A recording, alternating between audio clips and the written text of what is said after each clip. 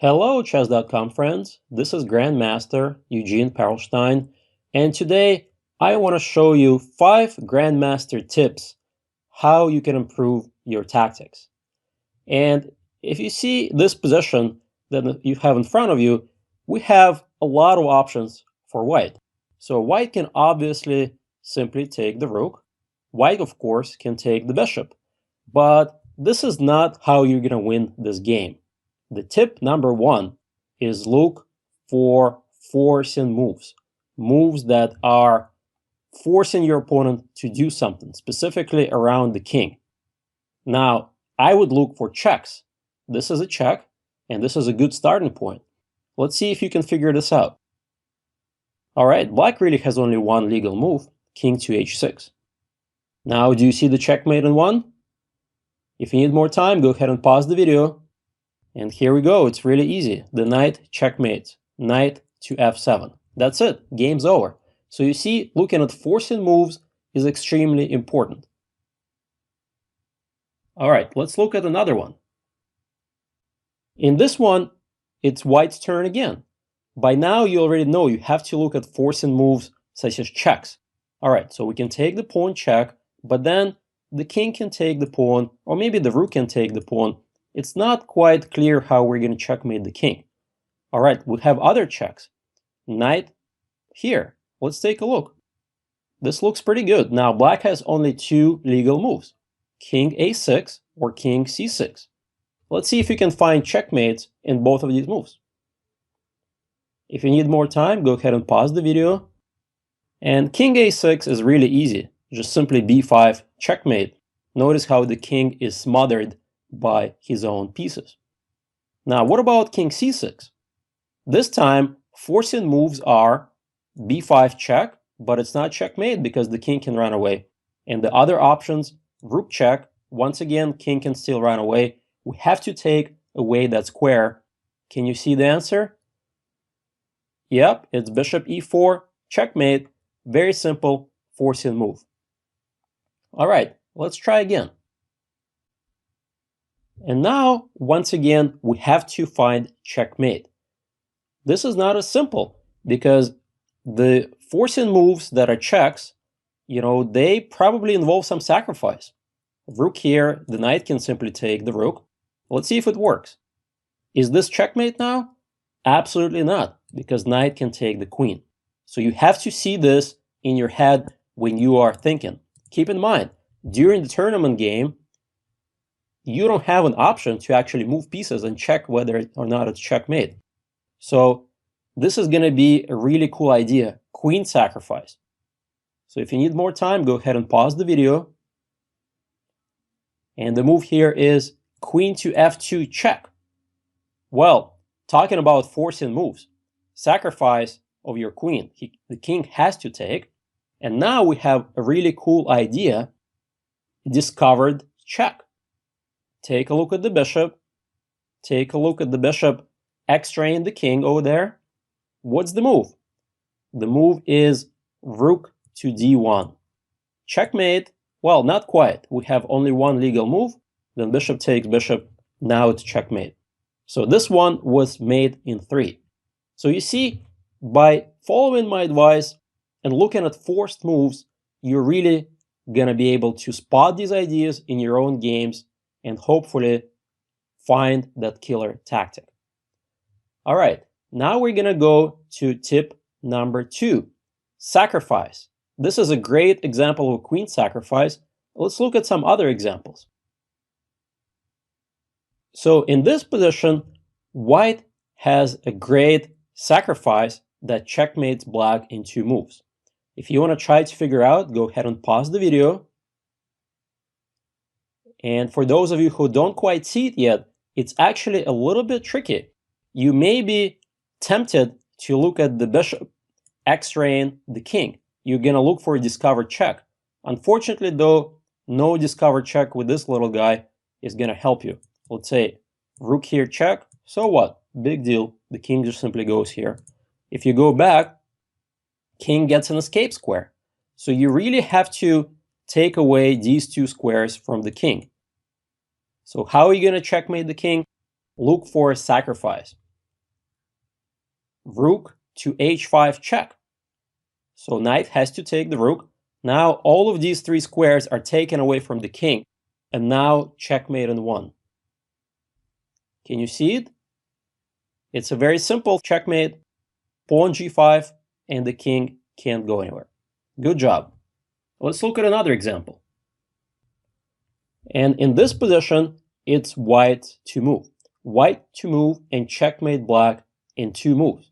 That's right, just 2 moves is required to checkmate this king. You may look at this position, and if you've never seen this pattern before, you may actually be thinking about it for a while. But for those of you who solve tactics on a regular basis, this should be piece of cake. It's a famous example of a queen sacrifice. Let's see if you can figure it out. And the idea here is we have to open up the king by destroying these pawns. Queen takes pawn, exclam. Well, pawn has to take. So this is both a forced move and a sacrifice at the same time. And now, can you spot mate in one? Take a look at this guy. The king is virtually trapped. All we need to do is bring the bishop to h6, and that's it. Checkmate. The d file is covered by the d1 rook. These escape squares covered by the bishop. This is very common and really efficient queen sacrifice. So what else? We talked about sacrifices. We talked about forced moves. But what we also need to talk about is tactical patterns or motives. There are many kinds of motives. There's forks, pins, double attack, discovered checks, removing the guard, back ranks, you name it. Tons and tons of ideas. The way to get better at recognizing these tactical patterns is to simply solve as many puzzles as you can on these themes. So let's take a look at some examples. Here we have a classic example of a Zwischenzug. What is a Zwischenzug? Well, this is a special word, a German word for a move in between, also known as an intermezzo. And as you see in this position, it's a battle of 2 famous grandmasters, Vishy Anand, who is a former world champion, and the current world champion, Magnus Carlsen. Here, Magnus is under some serious attack. Look at his king. White is threatening all sorts of things. For instance, rook g7, double check from the rook and from the queen, and when the king goes back into the corner, the queen goes to h7, and it's going to be checkmate. So faced with this pretty serious threat, Magnus finds an incredible idea. Let's see if you can figure it out. If you need more time, go ahead and pause the video. And the idea is an amazing queen sacrifice, which is also a Zwischenzug. It's a check, but you have to take the queen because the queen's under attack. And now Magnus simply took the rook, and it turns out that White's attack completely fizzled out. Lonely queen cannot checkmate the king. And look at the rooks. We have complete material balance here for black, but the A pawn is the pawn that decides the game. A2, A1, black is going to get another queen, and white's hopeless. So let's look at another example. In this position, it's black to move, and Hikaru Nakamura, who is extremely strong super grandmaster, easily top 5 in the world, he missed a very simple tactical motive played by Wesley So at the recent US Chess Championship. The motive here is interference. Let's see if we can figure it out. Black to move. And the move is knight to f3 check. We are gonna force white to take the knight with the pawn, close up the queen, which was protecting the bishop, and now Wesley simply takes the bishop, hitting the rook and the pawn, and white is really in big trouble. Hikaru ended up losing the pawn after queen check, takes, bishop takes f3, and he is simply down a pawn, but he was able to hold the endgame. But nevertheless, these two examples show you that even super grandmasters miss from time to time really awesome tactical patterns or motifs. And this is going to bring us to tip number 4. Look at the whole board. Let's take a look at an example. As you see in this position, White is playing none other than former world champion Anatoly Karpov against the Soviet Grandmaster Mark Taimanov. Here Karpov looks to be winning. He's got a really beautiful passer, the pawn on b6. If Black simply takes the rook, queen takes, well, this pawn is gonna queen. There is simply no stopping it. But tactics come to the rescue. If you've never seen this puzzle before, it may take you quite a while to figure out Black's idea. So go ahead and pause the video and see if you can solve it. And the hint here is you gotta look at the whole board. Obviously, the battle is taking place here on the queen side, where all of these guys are. But in reality, the king is kind of weakened because of this beautiful queen, which is controlling a lot of key squares. And the first move is a beautiful knight sacrifice. Knight to g3 exclam. Really, White has to take the knight. You can take it with the pawn or the queen. Well, if you take with the queen, Black takes the rook, threatening bishop with checkmate and the pawn, which is going to easily win the game. So what happens if pawn takes knight? So let's go back. Pawn takes knight. If you don't see the idea yet, try to pause the video and see if you can solve it.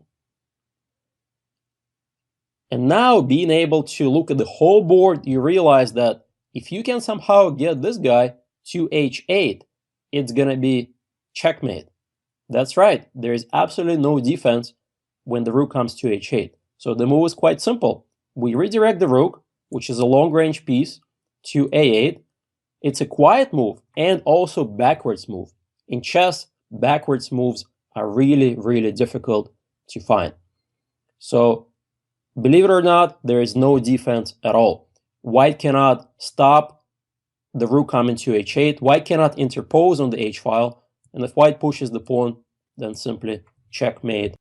And Karpov actually resigned. So, wow, what an incredible example of simply looking at the whole board and spotting an unbelievable tactic.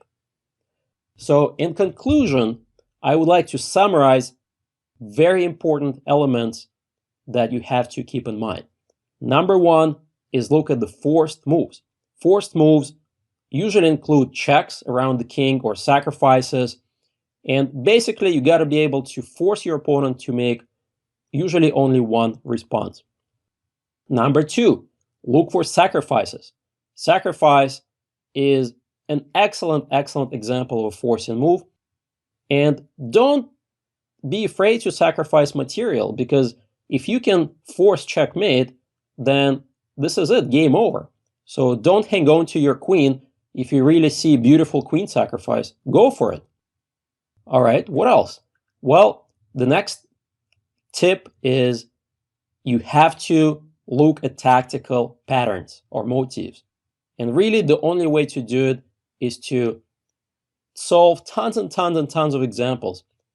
You see, grandmasters, we have solved these types of tactics since we were kids, probably thousands and thousands of positions. We don't even think about these things. It's second nature to us. And finally, everyone should practice tactical puzzles. This is probably one single most important element. So you got to look at the whole board, forcing moves, sacrifices. But once you practice tactical puzzles, you will get better, and I guarantee it. Now, what are some ways you can practice tactical puzzles? Well, chess.com has a great tool for everyone to use called Tactics Trainer. I use it myself. Also, I can recommend my app called Chess Genie. It's a very simple app for Android devices, which has about 500 puzzles for all levels. So you see, there are many tools out there Just don't be lazy, start practicing tactics right away, and you will get better. Thank you, and goodbye.